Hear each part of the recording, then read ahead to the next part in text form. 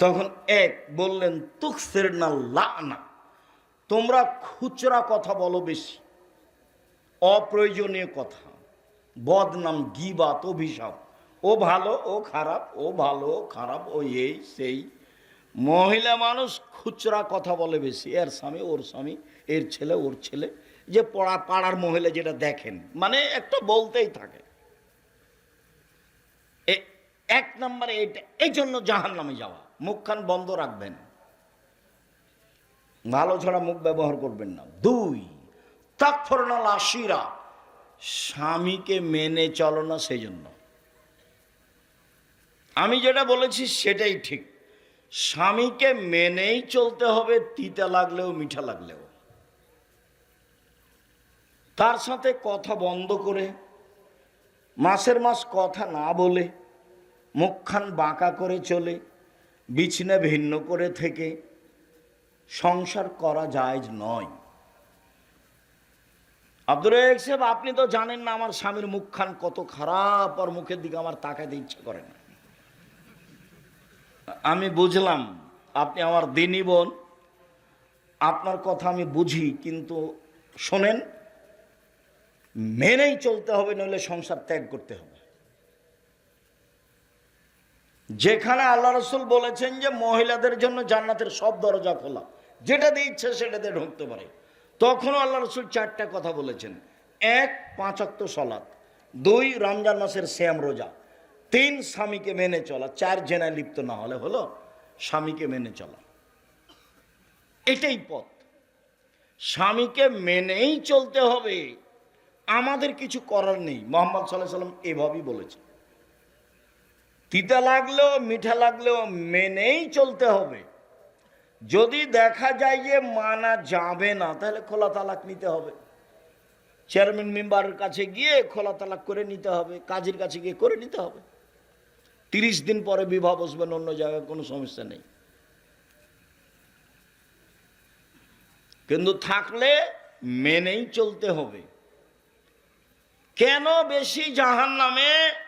2 নম্বর কারণ, স্বামীর অকৃতজ্ঞতারা। 3, মারাইতু মিন নাকিসাত আকলিন ওয়া দীনিন আযহাবা লিরাব্বির রাজুলিল হাজিম মিন ইহদাকুন্না। তোমরা এমন নারী, তোমরা এমন জাতি, তোমরা এমন নারী যে বুদ্ধিমানের বুদ্ধিকে নষ্ট করতে পারো। তোমরা এমন জাতি, তোমরা এমন নারী যে বুদ্ধিমানের বুদ্ধিকে নষ্ট করতে পারো।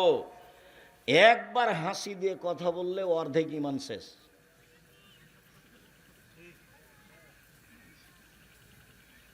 এই জন্য মহিলারা মোবাইলে কথা তেমন বলবেই না। আর আব্বার মোবাইলে রিং হচ্ছে হচ্ছে হচ্ছে হচ্ছে, বারবার হচ্ছে। এরপরে যদি ধরে, আসসালামু আলাইকুম, কে বলছিলেন? আমার আব্বা বাড়িতে নেই, অন্য সময় কথা বলিয়েন। এইভাবে কথা শেষ করতে হবে। ভাই কে বলছিলেন? তাহলে এর নাম্বারও ধরে রাখবে। তাহলে জাহান্নামের পথ। আমি দেখিনি তোমাদের চেয়ে কাউকে যে বুদ্ধিমানের বুদ্ধিকে নষ্ট করতে পারে। তোমরা এমন জাতি যে বুদ্ধিমানের বুদ্ধিকে নষ্ট করতে পারো। এই কথাটা আল্লাহ রসুল বলেছেন অন্য জায়গাতে এভাবে, মা তারাক্তু বাদি ফিতনাতান আযারা লিরজালিন নিসায়। আমার জীবনে আমি ছাড়িনি কোনো বস্তু যেটা পুরুষের জন্য বেশি বিপজ্জনক হতে পারে নারীদের চেয়ে। বুখারী মুসলিম। আমার জীবনে আমি ছাড়িনি কোনো বস্তু যেটা পুরুষের জন্য বেশি বিপজ্জনক হতে পারে নারীদের চেয়ে। এই ছেলে, সাবধান থাকো, তোমার মোবাইলে জিন্দেগিতে যেন কোনো মেয়ের সাথে কথা না হয়। চাকরি হারাবে, মান সম্মান হারাবে, বংশমর্যাদা হারাবে, বিদ্যা হারাবে, সব হারিয়ে যাবে, রাস্তায় নিঃস্ব হয়ে নেমে যাবা। খুব সাবধান, নিজেকে কন্ট্রোল করে রাখার চেষ্টা করো। সম্মানিত দিনী ভাই বোন, বলছিলাম রাসূল সাল্লাল্লাহু আলাইহি সাল্লাম যা বললেন তাতে জাহান্নাম থেকে বাঁচার জন্য তিনি 3টে কারণ তাদের উল্লেখ করলেন। তারা জাহান্নামে যাওয়ার 3টে কারণ উল্লেখ করলেন। এই এলাকাতে মহিলারা ঈদের মাঠে যায় না, মহিলাদেরকে ঈদের মাঠে যেতে হবে এবং ব্যবস্থা করতে হবে, যেতেই হবে। উম্মু আতিয়া রাদিয়াল্লাহু তাআলা আনহা বলেন, উমিরনা নুখরিজাল হুইয়া জাওয়াতিল কুদুর, আমাদের ঋতুবতী নারীকে এবং সব ধরনের মহিলাকে এবং যুবতীদেরকে ঈদের মাঠে যাওয়ার জন্য আদেশ করা হলো। তখন একজন মহিলা বলল, আল্লাহর নবী, এহেদানা লাইসালাহা জিলবাব, আমাদের কারো চাদর নেই যে, তাহলে কিভাবে ঈদের মাঠে যাবে? তখন আল্লাহ রসুল বলেন, লেতুল বেসাহ সাহেবাতহা মিন জিলবাবিহা, অন্য বান্ধবী অন্য মেয়ে যেন তাকে চাদর দেয়, অর্থাৎ চাদর চেয়ে নিয়ে যাবে। নিজের গায়ের চাদর যদি না থাকে তাহলে কার চাদর নিয়ে মাঠে যাবে? আর একজনের চাদর চেয়ে নিয়ে মাঠে যাবে। ভালো মহিলা তো ঈদের মাঠে যাবে যাবে, ঋতুবতী হায়েজ হয়েছে যাদের, তাদেরকে যেতে হবে, যেতেই হবে। ইয়াসহাদনা দাওয়াতুল মুসলিমিনা জামাতাহুম, তারা মুসলমানদের জামাতে উপস্থিত হবে, তাদের দুয়াতে উপস্থিত হবে। দোয়া মানে ঈদের মাঠে যে হাত তুলে দোয়া হয় সেটা নয়। দোয়া মানে ইউকাব্বিরনা মা'আন নাস, তারা মানুষের সাথে বলবে, আল্লাহু আকবার, আল্লাহু আকবার, লা ইলাহা ইল্লাল্লাহ, আল্লাহু আকবার, আল্লাহু আকবার, ওয়ালিল্লাহিল হামদ, আল্লাহু আকবার, আল্লাহু আকবার, লা ইলাহা ইল্লাল্লাহ, আল্লাহু আকবার, আল্লাহু আকবার, ওয়ালিল্লাহিল হামদ। মহিলারা বলবে এবং ইমামের বক্তব্য শুনবে। ইমামকেও বিষয়ের উপর একটা সুন্দর করে বক্তব্য সাজিয়ে মানুষের সামনে বলতে হবে। খালি ট্যাঁটু করে কথা শেষ করা ঠিক হবে না। এটা সুন্দর বিষয় বাছাই করে নিয়ে মানুষের সামনে সুন্দর করে বলতে হবে। আর ফেতরা শস্যই হতে হবে, একসাই হতে হবে। কিয়ামত পর্যন্ত এর পরিবর্তন হওয়ার কোনো সুযোগ নেই। একসাই হতে হবে এবং শস্যই হতে হবে। কেউ যদি নেওয়ার না থাকে তাহলে ফেলে দিবেন। তবু কি বের করতে হবে? শস্যই বের করতে হবে। এর বিকল্প কোনো চিন্তা ভাবনা করা যাবে না। আবু সাইদ খুদরি রাদিয়াল্লাহু তাআলা আনহু বললেন, একসা বের করতাম, করব। তখন একজন সাহাবী দাঁড়িয়ে বললেন, কেন? মুআবিয়া যে সিরিয়া থেকে এসে বক্তব্য দিলেন, বক্তব্যে বললেন, পৃথিবীর মানুষ শুনে রেখো, সিরিয়ার অর্ধশা গম সমপরিমাণ মদিনার 1 সা খেজুর। সিরিয়ার অর্ধশা গমের মূল্য যা, মদিনার 1 সা খেজুরের মূল্য তাই। অতএব কেউ ইচ্ছা করলে অর্ধশা গম দিবে। মানুষ এটাই গ্রহণ করল। তখন আবু সাইদ খুদরি বললেন, না, হাজিহি কিমত মুআবিয়া, এটা মুআবিয়ার মূল্য নির্ধারণ, লাক বালাহল আমালহা, আমি কখনো গ্রহণ করব না, আমি তা কখনো আমলে নিয়ে আসবো না। এইটা মুআবিয়ার মূল্য নির্ধারণ। রাসূল সাল্লাল্লাহু আলাইহি ওয়াসাল্লাম মূল্য নির্ধারণ করেননি, অতএব মূল্য নির্ধারণের কোনো প্রশ্ন আসে না। হেজাজ মক্কা মদিনার সা অনুযায়ী 2.5 কেজি চাউল বা গম হতে হবে বা খাদ্য হতে হবে। এটাই ফেতরা, কিয়ামত পর্যন্ত এটাই বলবৎ থাকবে। সম্মানিত দিনী ভাই বোন, সালাত এমন একটি ইবাদত যার উপরে নির্ভর করে অন্য অন্য ইবাদত। সালাত এমন একটি ইবাদত যার উপরে নির্ভর করে অন্য অন্য ইবাদত। সালাত যদি কবুল হয় তাহলে বাকি সিয়াম, হজ, দান খায়রাত এগুলো কবুল হবে। যদি সালাত কবুল না হয় তাহলে বাকি কোনো ইবাদত কবুল হবে না। আবু হুরায়রা রাদিয়াল্লাহু তাআলা আনহু বলেন, রাসূল সাল্লাল্লাহু আলাইহি ওয়াসাল্লাম বলেছেন, আউয়ালু মা ইউসাল্লাতু ইয়াউমুল কিয়ামাহ সালাহ, বিচারের মাঠে মানুষকে প্রথমে জিজ্ঞাসা করা হবে সালাত সম্পর্কে। ফাইন সালাহাত সালাহু সাইর আমলিহি, যদি তার সালাত টিকে যায় সব ইবাদত টিকে যাবে। আর যদি তার সলাৎ না টিকে ফাইন ফাসাদাত ফাসাদাল আমালিহি, সলাৎ না টিকলে সব ইবাদত বাতিল বলে গণ্য হবে। আনাস রাদিয়াল্লাহু তাআলা আনহু বলেন, রাসূল সাল্লাল্লাহু আলাইহি সাল্লাম বলেছেন, সলাত সালাসাতা ফলাসিন, সলাৎ তিন ভাগে বিভক্ত। অত্তহুর সলসন, অজু হলো তিন ভাগের এক ভাগ। অরুকু সলসন, রুকু হলো তিন ভাগের এক ভাগ। অসজুদ সলসন, সিজদা হলো তিন ভাগের এক ভাগ। দাহাবে হাক্কেহা, কেউ যদি এগুলি ঠিক ঠিক আদায় করে, কবেলা সলাত কবেলা সার আমালিহি, তাহলে তার সলাৎ কবুল করা হবে, সব আমল কবুল করা হবে। ওয়াইন রুদ্দাত আলাইহি সলাতুহু, আর সলাৎ যদি তার কাছে প্রত্যাখ্যান করা হয়, রুদ্দা আলাইহি সার আমালিহি, সব আমল বাতিল বলে গণ্য হবে। শুনুন,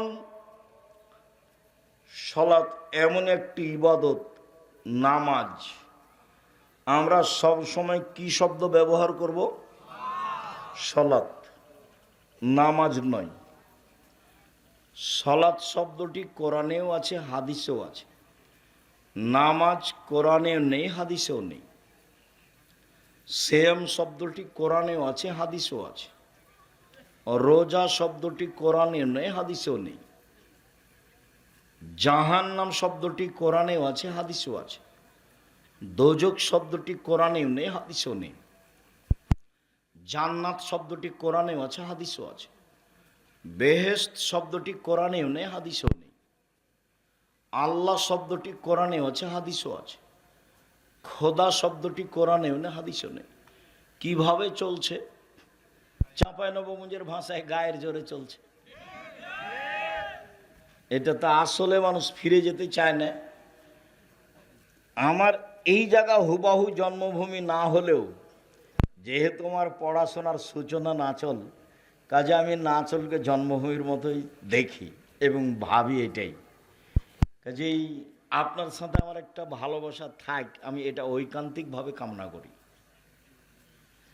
আর আমি না চলে আসলে 8-10 কিলোমিটার আশেপাশে যত আছে মহিলা পুরুষ সবাই আসবে, এটা আমার দাবি। মহিলা পুরুষ তো আসবে আসবে, হিন্দুকে আসতে হবে। আমি তারও কিছু না কিছু উপকার করবই করবো ইনশাআল্লাহ। যেহেতু আমি আপনার কিছু না কিছু উপকার করব, এই জন্যই এসেছি। কাজে আপনি আপনার কাজকে প্রাধান্য দিবেন, এটা আমি আশা করি না। আর যেহেতু লেখাপড়া আমার সূচনা এখানেই আমি খেয়ে মানুষ হয়েছি, কাজে এখানের উপরে আমার ভালোবাসা জন্মভূমির চেয়ে বেশি কম নয়। কাজে এই ভালোবাসাটা আপনার থাক, এটা আমি কামনা করি। সম্মানিত দিনী ভাই বোন, সালাত মানুষকে আদায় করতেই হবে।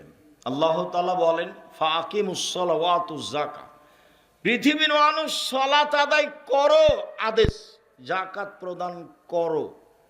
আল্লাহ তাআলা বলেন, ফাসাল্লি লিরাব্বিক,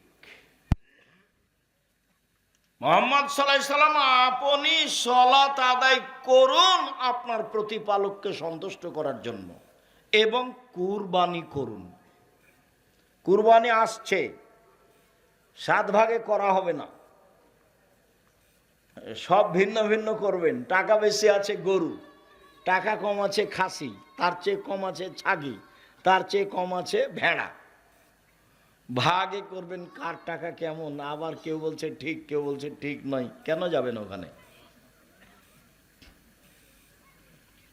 একাধিক সহিহ হাদিস পরিবারের পক্ষ থেকে একটি কুরবানি হতে হবে। মুহাম্মদ সাল্লাল্লাহু আলাইহি সাল্লাম আপনি সালাত আদায় করুন আপনার প্রতিপালককে সন্তুষ্ট করার জন্য, এবং কুরবানি করুন আদেশ।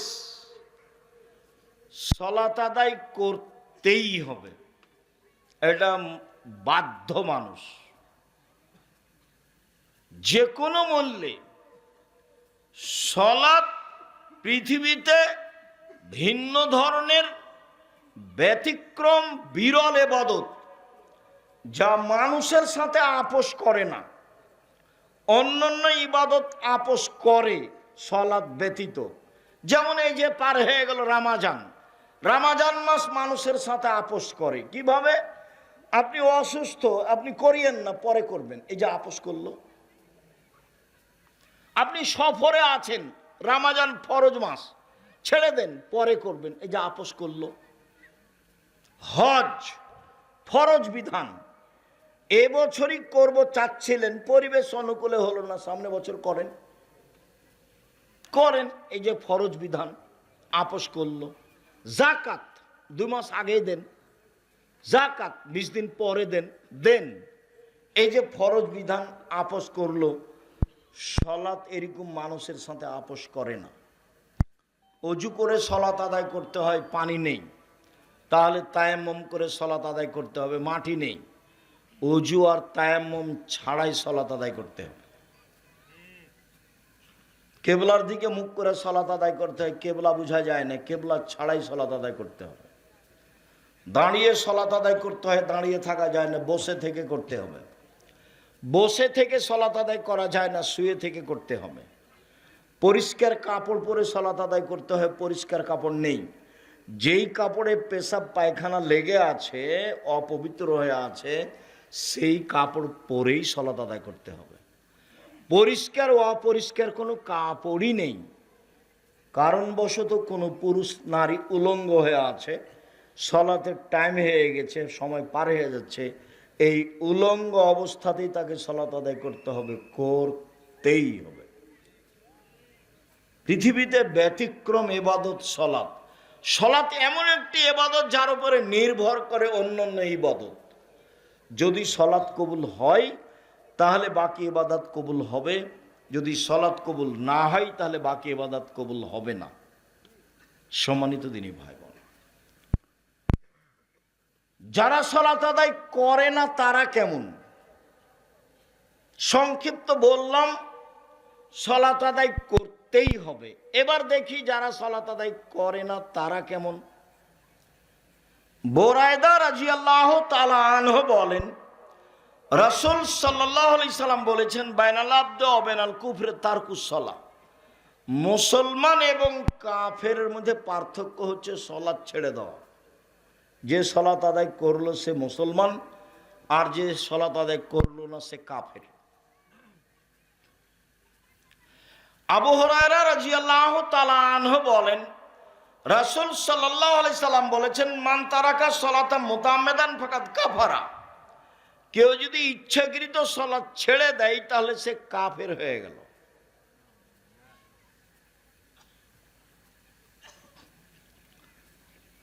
আবু হুরায়রা রাদিয়াল্লাহু তাআলা আনহু বলেন, রাসূল সাল্লাল্লাহু আলাইহি সাল্লাম বলেছেন, উমিরতু আন উকাতিলান নাস হাত্তা ইয়াকুলু লা ইলাহা ইল্লাল্লাহু ওয়া ইকিমুস সালাহ।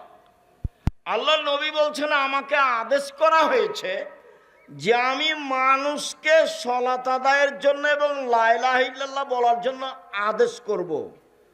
লড়াই করে পিটিয়ে আমি প্রয়োজনে সালাত আদায় করাবো, যে কোনো মূল্যে, এটা আমাকে আদেশ করা হয়েছে।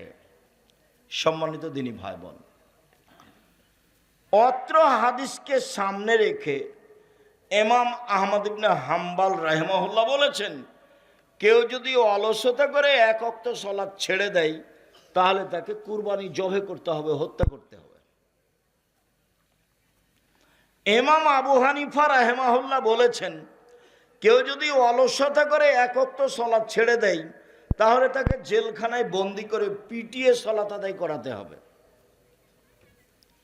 বর্তমানে আরবি বিদ্বানগণ বলছেন যে স্বামী সালাত আদায় করে, স্ত্রী করে না, স্ত্রী করে স্বামী করে না, তখন বিভাগ কেটে গেছে, বিভাগ নেই, চেয়ারম্যান লাগে না, মেম্বার লাগে না, খাতা কলম লাগে না, বিভাগ এমনিতে কেটে গেছে। আরবিরা আরো বলছেন যে এই লোকটা যদি মারা যায় তাহলে তার জানাজা হবে না। শুধু তাই নয়, এর লাশটা মুসলমানের কবরস্থানে দাফন করা হবে না, এই লাশ ফেলে দিতে হবে শ্মশান ঘাটে। হিন্দুর মারা গেলে যেখানে ফেলে দিতে হয় সেখানে ফেলে দিতে হবে। এই পর্যন্ত কলম উল্লেখ করেছে তারা। তাহলে বেনামাজির অবস্থা আমরা বুঝতে পারলাম। রাসূল সাল্লাল্লাহু আলাইহি সাল্লাম যেভাবে বললেন তাতেও কাফের। বিদ্বানগণ যেভাবে বললেন তাতেও হত্যার যোগ্য। আরবি বিদ্বানগণ যেভাবে বলছেন তার জানাজা নেই, তাকে শ্মশান ঘাটে ফেলে দিতে হবে। এই ছেলেরা, এই তোমরা যারা দায়িত্ব পালন করছো তোমরা একটু পাহারা দাও। আর ওই যে মোটর সাইকেলটা স্টার্ট দিল কিভাবে, তুমি কি করছো? যখন দেখলে তাকে নিষেধ করবে না, এখান থেকে দূরে নিয়ে যাবে তারপরে স্টার্ট দিবে। এটা হয় কি করে? তোমরা আজকে বক্তব্য শোনো না, তোমরা দাঁড়িয়ে থাকো। অল্প সময় আমি আব্দুল্লাহ বিন ফজল রাহিমাহুল্লাহ নই যে ঘন্টার ঘন্টা বক্তব্য দেবো ভোর পর্যন্ত। সম্মানিত দিনী ভাই বোন, এইবার যারা সালাত আদায় করে কিন্তু রাসূলের পদ্ধতিতে করে না, তাদের অবস্থা কি? আল্লাহ তাআলা বলছেন, ফাওয়াইলুল লিল মুসাল্লিন আল্লাযীনা হুম আন সালাতিহিম সাহুন। যারা অমনোযোগ সহকারে সালাত আদায় করে, সময় মতো নিয়মতান্ত্রিকভাবে করে না, এরা অয়েল নামক জাহান্নামে যাবে। মানে সালাত আদায় করে তারা জাহান্নামে যাবে। আবু হুরায়রা রাদিয়াল্লাহু তাআলা আনহু বলেন, রাসূল সাল্লাল্লাহু আলাইহি ওয়াসাল্লাম বলেছেন, মান লাম ইউহাফিজ আলাইহা, যে ব্যক্তি সালাতকে ঠিক ঠিক আদায় করলো না, অজু সুন্দর করলো না, রুকু সুন্দর করলো না, সিজদা সুন্দর করলো না, তাহলে সে বিচারের মাঠে ফেরাউনের সাথে উঠবে। ইন্না লিল্লাহি ওয়া ইন্না ইলাইহি রাজিউন। পৃথিবীতে অনেকে আল্লাহ বলে দাবি করেছে, তার মধ্যে ফেরাউন একজন। তবে ফেরাউনের মতো ঘৃণিত দাবি পৃথিবীতে কেউ করেনি। ফেরাউনি একটা মানুষ একদা মুসা আলাইহিস সালামকে বলছেন, মুসা লাইনিত্তাখাযতা ইলাহান গায়রি লাআজালনাকা মিনাল মাসজুনিন, তুমি যদি আমাকে বাদ দিয়ে কাউকে আল্লাহ বলে স্বীকৃতি দাও, তাহলে আমি ফেরাউন তোমাকে জেলখানায় বন্দি করে দেব। এক পর্যায়ে ফেরাউন মুসাকে বলল, মুসা মা আলিমতু লাকুম মিন ইলাহিন গায়রি, আমি ব্যতীত তোমাদের কোনো আল্লাহ আছে এ কথা আমি জানি না। এক বৈঠকে ফেরাউন বলল, আনা রব্বুকুমুল আলা, আমি হচ্ছে তোমাদের সবচেয়ে বড় প্রতিপালক, সবচেয়ে বড় আল্লাহ। মিশরে আমি যখন ফেরাউনের লাশের পাশে ঘুরছিলাম, আধা ঘন্টা যাবৎ ঘুরলাম আর বারবার বলছি, আসলেই কি তুমি সেই ফেরাউন? তুমি কি সেই ফেরাউন যে বলেছিল আমি সবচেয়ে বড় আল্লাহ? সে তো আর আমার সাথে কথা বলবে না। একজন নাইজেরিয়ার মহিলা, আইনা ফেরাউন আল ফেরাল আসলি, আইনা ফেরাল আসলি, আইনা ফেরাল আসলি, আসল ফেরাউন কোনটা, আসল ফেরাউন কোনটা? মানে ওই বংশের ওদের যারা নেতা হতো তারা সব ফেরাউন ফারা।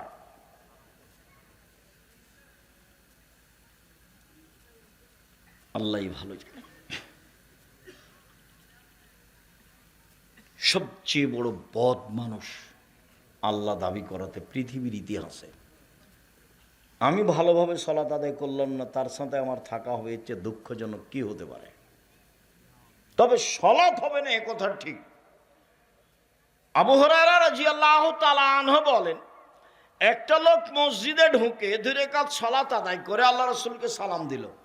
আল্লাহ রাসূল বলেন, সাল্লে ফাইন্নাকা লাম তুসাল্লি, তুমি সালাত আদায় করো, তুমি সালাত আদায় করোনি।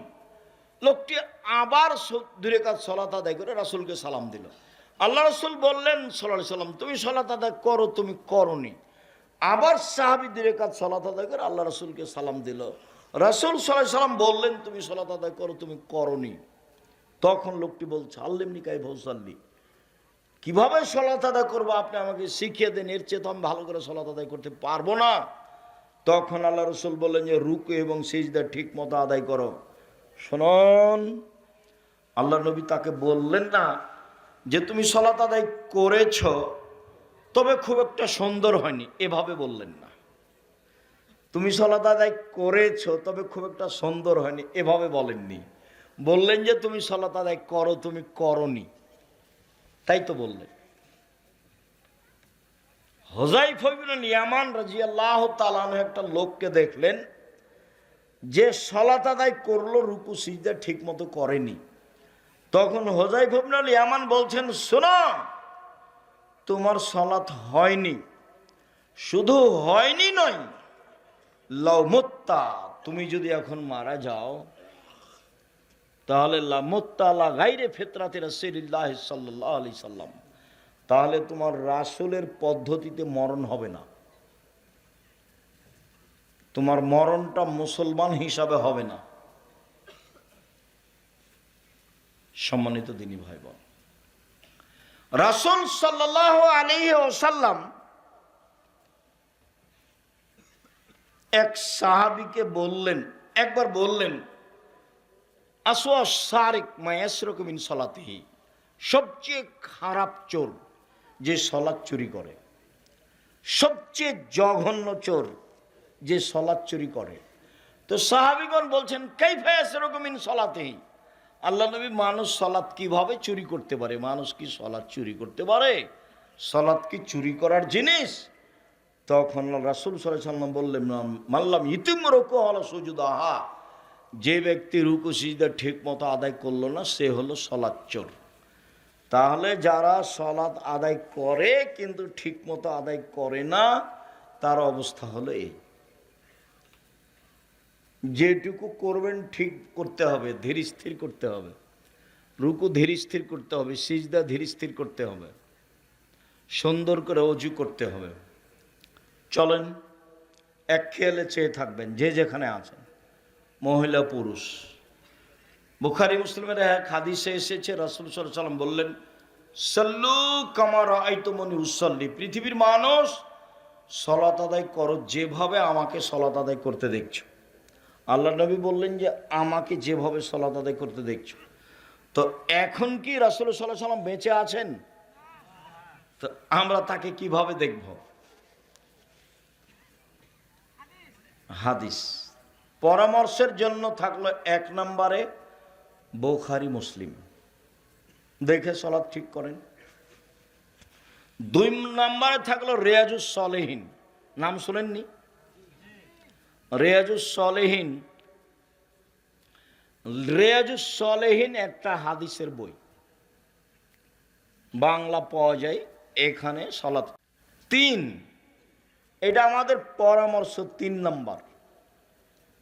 আমরাও চেষ্টা করেছি মানুষ হিসাবে হুবাহু রাসূলের পদ্ধতিকে মানুষের সামনে পেশ করা, একেবারে সালাতের শুরু থেকে নিয়ে শেষ পর্যন্ত।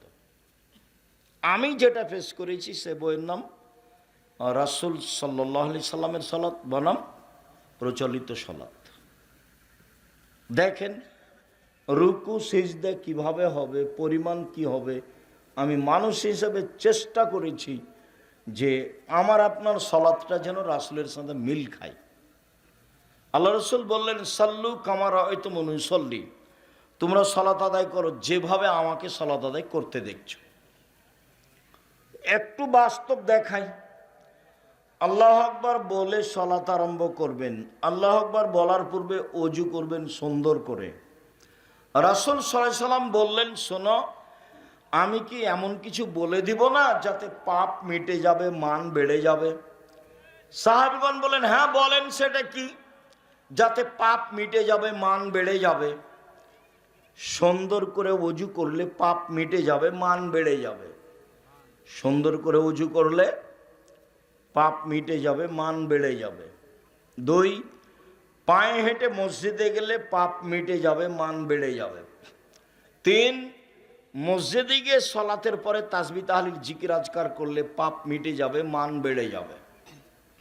আর একবার আল্লাহ রাসূল বলছেন, সুন্দর করে ওযু করলে লোকটা হয়ে যাবে সেই দিনের মতো যেদিন তার মাতাকে জন্ম দিয়েছেন, নিষ্পাপ হয়ে যাবে। এই ছেলে, একটু বসো।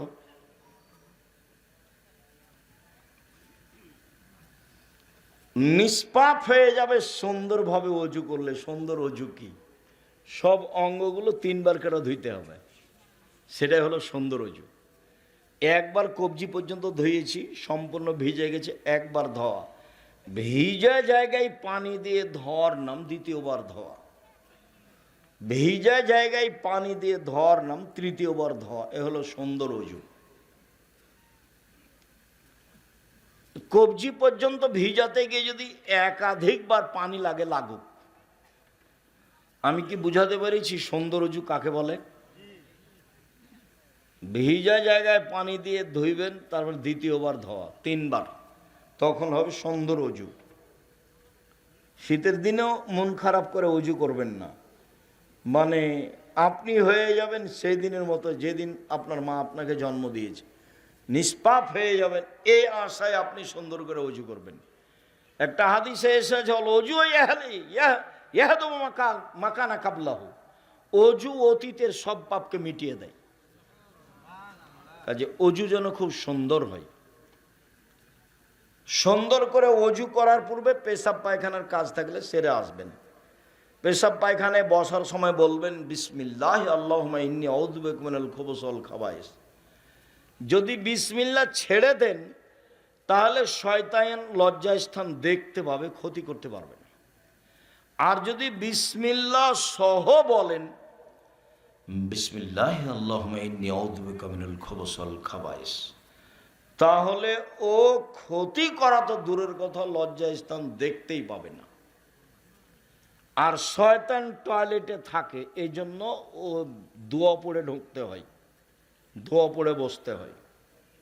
ওর শয়তানের থাকার জায়গা, জিনের থাকার জায়গা টয়লেট, খারাপ জায়গা। এই জন্য খুব সাবধান। বাচ্চা, ছোট বাচ্চাকে সূর্য ডোবার সময় বাইরে নিয়ে যাওয়া নিষেধ, আগিলে উঠানে নিয়ে যাওয়া নিষেধ, ছাদে নিয়ে যাওয়া নিষেধ। ওই সময়তে জিন শয়তান ছড়িয়ে পড়ে, একটু পরে বাইরে নিয়ে যেতে পাবেন। আল্লাহু আকবার। সুন্দর করে অজু করে, অজু শেষে বলবেন আশহাদু আল্লা ইলাহা ইল্লাল্লাহু ওয়াহদাহু লা শারীকা লাহু ওয়া আশহাদু আন্না মুহাম্মাদান আবদুহু ওয়া রাসূলুহু। তাহলে আপনার জন্য জান্নাতের সব দরজা খুলে দেওয়া হবে। আল্লাহুম্মা জাল্লি মিনাত তাওয়াবিন ওয়া জাআলনি মিনাল মুতাতাহিরিন। এটাতে নেকি হবে, কি নেকি হবে তা আল্লাহ রাসূল বলেননি। আর যদি অজু শেষে বলেন আশহাদু আল্লা ইলাহা ইল্লাল্লাহু ওয়াহদাহু লা শারীকা লাহু ওয়া আশহাদু আন্না মুহাম্মাদান আবদুহু ওয়া রাসূলুহু, তাহলে কি হবে? জান্নাতের সব দরজা খুলে দেওয়া হবে। বুখারী মুসলিমের হাদিস। আমাদের আমলে এইটা ছিল না, আমাদের আমলে আছে। আমাদেরকে তো মসজিদের খতিব খুব শক্তভাবে শিখাতেন, আর আমাদের নাচল মাদ্রাসার দোয়া শিখাতেন। ওই যে শরীর স্বাস্থ্য খুব মোটা ছিল মৌলানা আহমদুল্লাহ, হ্যাঁ, এই যে এদিক থেকে কাঁদে, এদিক কাঁদে কলার দিক থেকে যেতেন, নামি মোটামুটি। তো আল্লাহুম্মা আগফির লাহু ওয়ারহামহু, আল্লাহ তুমি তাদের মাফ করো, তাদের প্রতি দয়া করো, তুমি তাদের কবরকে প্রশস্ত করো, তাদের আলোকিত করো। আর আমি মেসকাত পড়েছিলাম এই যে আব্দুল হামিদ, আব্দুর রাজাক মাস্টারের ওই শিমুলতলা, আল্লাহুম্মা আগফির লাহু ওয়ারহামহু। তো দোয়া, ইনি নরম মেজাজের মানুষ। না, আমার চাচা আমাদেরকে গ্রামে একবারে লাঠি নিয়ে পায়ের উপর মারতে একটু ভুল হলে অজু শেষে এই দোয়া পড়তে হয়, আল্লাহুম্মা জাল্লি মিনাত তাওয়াবিন ওয়া জাআলনি মিনাল মুতাতাহিরিন। অথচ এটা চলে, কিন্তু কিনে কি হবে এটা আল্লাহ রাসূল উল্লেখ করেননি। আর ওইটা আশহাদু আল্লা ইলাহা ইল্লাল্লাহু ওয়াহদাহু লা শারীকা লাহু ওয়া আশহাদু আন্না মুহাম্মাদান আবদুহু ওয়া রাসূলুহু, জান্নাতের সব দরজা খুলে দেওয়া। আল্লাহু আকবার। হাত এই পর্যন্ত উঠবে, হাতের আঙ্গুল জমা জমা থাকবে, কাঁধ সামনাসামনি, এইভাবে নয় আল্লাহু আকবার, এইভাবে নয় আল্লাহু আকবার, এটা নয় আল্লাহু আকবার, এটা নয়। তাহলে আল্লাহু আকবার এটা নয়, আল্লাহু আকবার এটা নয়, আল্লাহু আকবার এটা নয়। কোনটা তাহলে? আল্লাহু আকবার কাঁধ সামনাসামনি, বা আর একটু উঁচু, কানের লতি সামনাসামনি। একাধিক হাদিস। ডান হাতের কবজি বা আমাদের কবজির উপরে রেখে বুকের উপরে রাখতে হবে। তবে বুখারীর হাদিস এভাবে করতে পারে, বাহুর সাথে বাহু। আর আবু দাউদ, নাসাই, তিরমিজির হাদিস এভাবে কবজির উপরে, কবজিতে বুকের উপরে। নাভির নিচে হাত বাঁধার 3টে হাদিস আছে, একটা ঠিক নয়।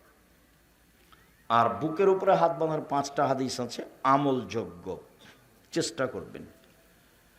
হাত বেঁধে সবচেয়ে গুরুত্বপূর্ণ দোয়া, আল্লাহুম্মা বাঈদ বাইনি ওয়া বাইনা খাতায়ায়া কামা বা'আদতা বাইনাল মাশরিকি ওয়াল মাগরিব, আল্লাহুম্মা নাক্কিনি মিনাল খাতায়া কামা ইয়ানক্কা সাবুল আবিজুমিনাত দানাস, আল্লাহুম্মা আগসিল খাতায়ায়া বিল মাই ওয়াস সালজি ওয়াল বারাদ।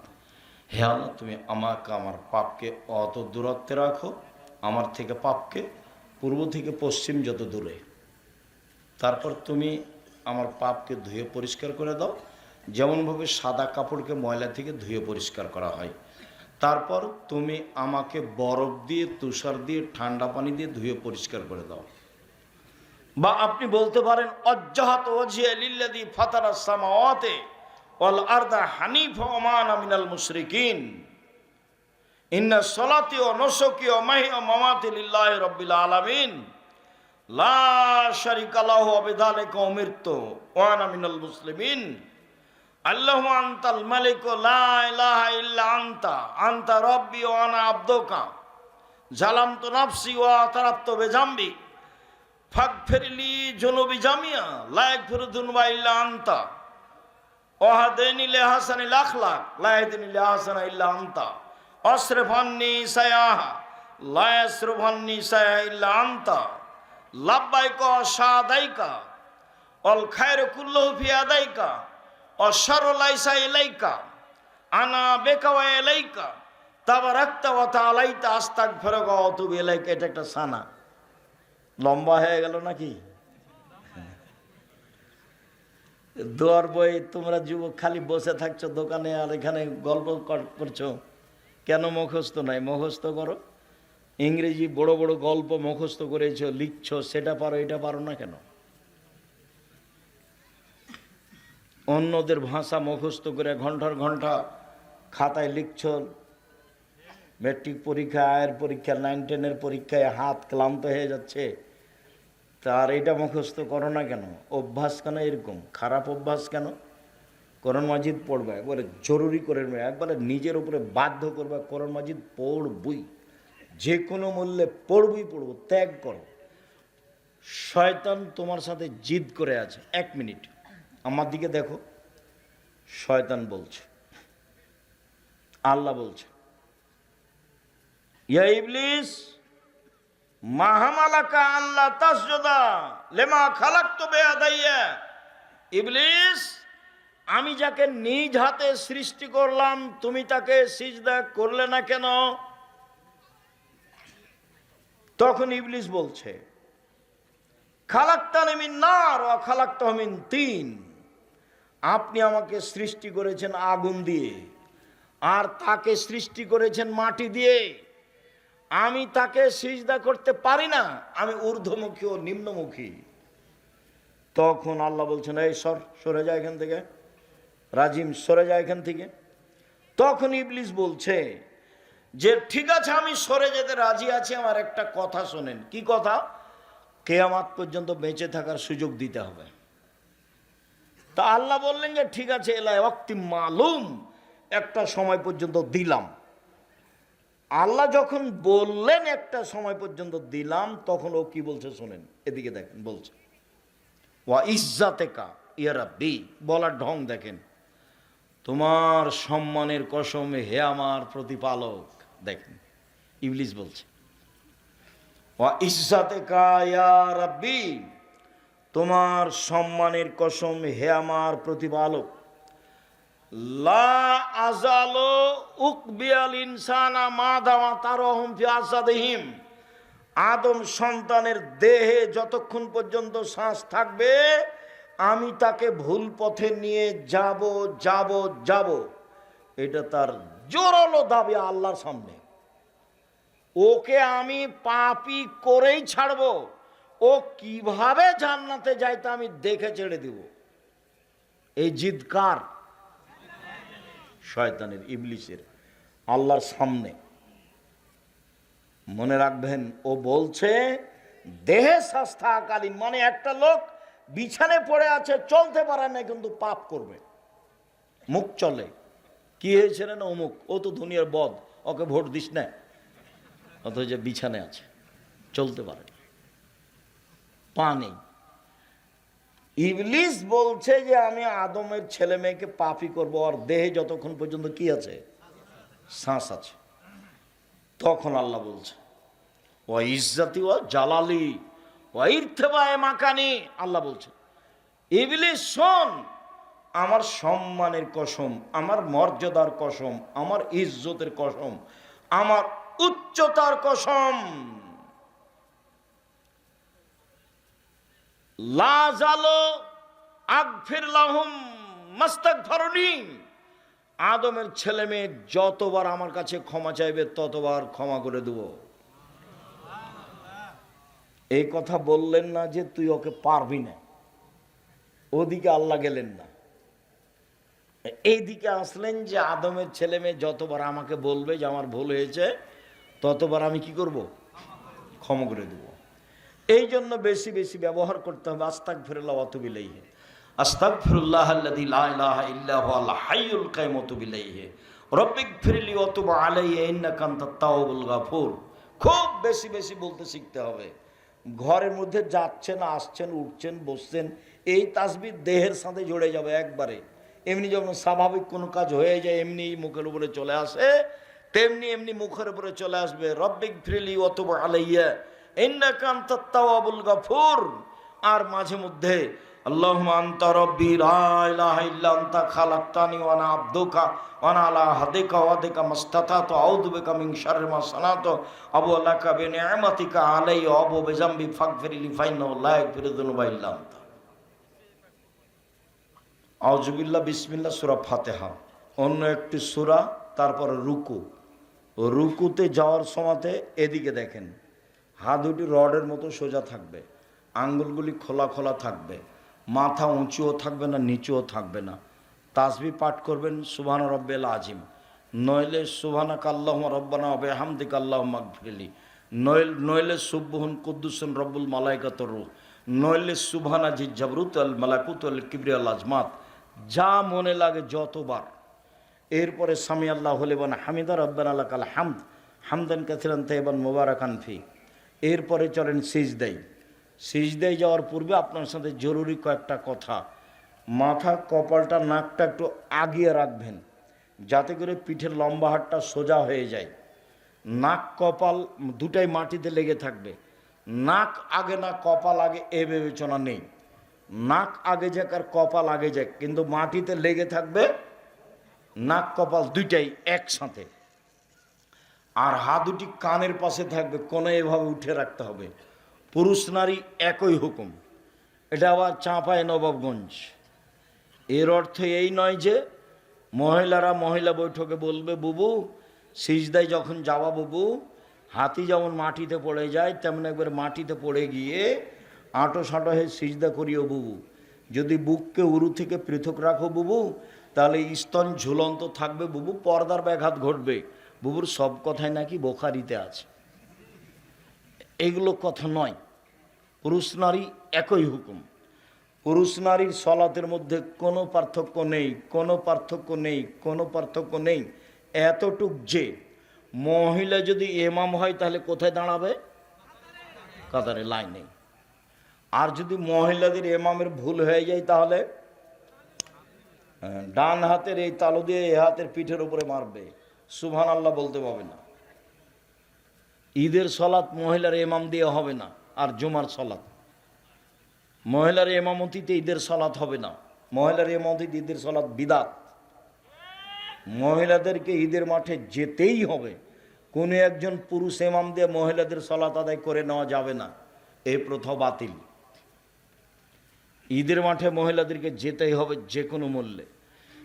এটা তো বরেন্দ্র এলাকা না, চল অনেক জমি পড়ে আছে, হিরেন পড়ে আছে, একবার ফসলে সব পড়ে আছে, কেন জমি নেই? এলাকার লোকেরা, আপনারা চেয়ারম্যান মেম্বার, আপনারা গ্রামের সভাপতি নেই কেন? বড় করেন, নাহলে ঈদের মাঠ ভাগ করেন। যদি বড় না হয় তাহলে এটা বিক্রি করে দেন, যে কিনে নিবে সে বাড়ি ঘর পেশাব পায়খানা সব করুক, ওই টাকা দিয়ে আরও মাঠে বাইরে বড় জায়গা কিনেন। যদি বড় জায়গা কিনতে না পারেন তাহলে ঈদের মাঠ ভাগ করেন। এক ঈদের মাঠে দুবার তিনবার সলাত হবে না। ঈদের মাঠকে সাজানো যাবে না, ঈদের মাঠ বাসর ঘর নয়। যেইভাবে একবারে ফুল টুল দিয়ে সাজে এটা হারাম। ঢাকাতে বাঁশ দিয়ে সাজানো হচ্ছে 1 মাস আগে থেকে, এগুলো সব হারাম। আল্লাহর নবী মোহাম্মদ সাল্লাল্লাহু আলাইহি সাল্লাম মসজিদে নববীর উপর দিয়ে হেঁটে 500 গজ দূরে গিয়ে ঈদের সালাত আদায় করলেন। মসজিদে নববী মানে কি জানেন? এখানে 2 রাকাত সালাত আদায় করলে পৃথিবীর যে কোনো জায়গায় 2 রাকাত সালাত আদায় করলে জানে কি হবে? তার চেয়ে 1000 গুণ বেশি হবে। এই জায়গার উপর দিয়ে পায়ে হেঁটে দূরে চলে গেলেন ফাঁকা জায়গায়। ঈদের সালাত ফাঁকা জায়গায় হতে হবে। ঈদের সালাতের মাঠে ইমামের জায়গা ঠিক করা হবে না, পাকা করা হবে না, মেহরাব করা হবে না। এতটুক যে জমি দখলের জন্য প্রাচীর দিতে পারে, এছাড়া ঈদের মাঠ সাজানো হবে না, ঈদের মাঠে মেহরাব করা হবে না, ঈদের মাঠে ইমামের জন্য জায়গা ওইভাবে পাকা করা হবে না, সব হারাম। আতশবাজি করা যেমন হারাম, এগুলো তেমন হারাম। ফাঁকা জায়গায় ঈদের সালাত হতে হবে, হতেই হবে। যা বলছি এটা কথায়। আম গাছে জাম ধরতে পারে, ধরে না। অমাবস্যা রাতে চাঁদ উঠতে পারে, উঠে না। শুঁয়ের ছিদ্রতে লাঙ্গলের ফাল ঢুকতে পারে, ঢোকে না। শুঁয়ের ছিদ্রতে লাঙ্গলের ফাল ঢুকে যেতে পারে, আম গাছে জাম ধরে যেতে পারে, অমাবস্যার রাতে চাঁদ উঠে যেতে পারে, এগুলো ঘটে যেতে পারে। আমি যে কথা বলছি এতে সন্দেহ আছে বলে কিয়ামত পর্যন্ত চেষ্টা করলে সরিষা ঢোকানো যাবে না। যা বলছি তাই থাকবে, তার নাম বুখারী মুসলিম, এইভাবেই থাকবে। সম্মানিত দিনী ভাই বোন, বলছিলাম সিজদা করার সময় মাথা নাক কপাল একটু আগিয়ে রাখবেন, দোয়া পড়বেন যার যা মনে লাগে। উঠে আসেন, এ হলো 1 রাকাত, আর 1 রাকাত হলো 2 রাকাত। 2 রাকাতে বাম পায়ের পাতার উপরে বসবেন, ডান পা খাড়ো করে রাখবেন। 4 রাকাত বা 3 রাকাত সালামের বৈঠকে বাম পা ডান দিকে বের করে দিবেন। সালামের বৈঠক 1 রাকাত, তা হলো বিতর। সালামের বৈঠক 2 রাকাতে, তা হলো ফজর। সালামের বৈঠক 3 রাকাতে, তা হলো মাগরিব। সালামের বৈঠক 4 রাকাতে, তা হলো জোহর, আসর, এশা। সালামের বৈঠকে বাম পা ডান দিকে বের করে দিয়ে আপনি আত্তাহিয়াত পড়বেন, দুরুদ পড়বেন, দোয়া মাসুরা পড়বেন, আর আমার পরামর্শটা গ্রহণ করবেন, রব্বির হামহুমা কামা রাব্বায়ানি সাগীরা। আরও দোয়া, আসসালামু আলাইকুম রহমতুল্লাহ, আসসালামু আলাইকুম রহমতুল্লাহ। এরপরে যা কিছু হবে তা জিকির, ব্যক্তিগতভাবে যেভাবে ভালো লাগে সেভাবে জিকির করার চেষ্টা করবেন। আয়াতুল কুরসি অবশ্যই বলার চেষ্টা করবেন। লোকটি জান্নাতে চলে গেছে আয়াতুল কুরসি পড়ার কারণে, ঢোকেনি কেন? মরেনি এই জন্য।